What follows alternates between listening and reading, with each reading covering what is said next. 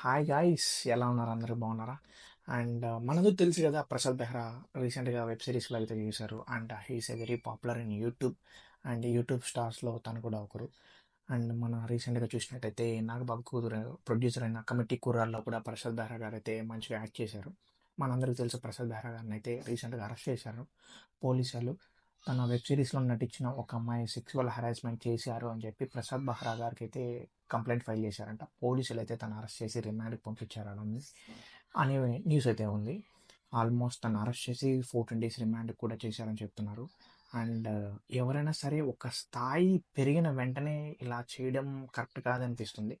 And రీసెంట్గా Johnny master చూసిన, చాలామంది యూట్యూబర్స్ చూసిన, ఒక ఫ్రేమ్ వచ్చాక అమ్మాయిలతో ఇలా నిజంగానే అబ్యూస్ చేస్తున్నారు, లేదు అమ్మాయిలు కావాలని తన మీద అయితే కేసులు పెడుతున్నారు, అదైతే ఎవరికి అర్థం కాకుండా ఉంది. అండ్ నాకైతే తెలిసిన విషయం అయితే ఇది. అండ్ ఎట్ సైడ్ తప్పు ఉందో ఎట్ సైడ్ తప్పు లేదు అని తెలుసుకోవడం కూడా మనకి తెలియదు. అండ్ ఎటువంటి తప్పు లేకుండా పోలీసులు అయితే అరెస్ట్ చేయరు. ప్రాపర్ ఎవిడెన్స్ ఉంటేనే అరెస్ట్ అయితే చేస్తారు. ప్రాపర్ ఎవిడెన్స్ లేకుండా ఒక అమ్మాయి చెప్పిందనేసి పోలీసులు అయితే వెంటనే గుడ్డివాటంగా అరెస్ట్ చేయరు.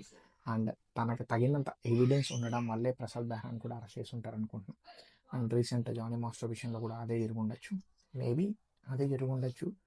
అండ్ ఒక స్థాయి పెరిగేటప్పుడు కానీ అందరూ సైలెంట్గా ఉండాలి, కానీ స్థాయి పెరిగే కొద్దికి ఇలాంటి చేయడం కరెక్ట్గా అనిపిస్తుంది. అండ్ మన వీడియో మీకు నచ్చినట్టయితే లైక్ చేయండి, సబ్స్క్రైబ్ చేయండి ప్లీజ్. Thank you.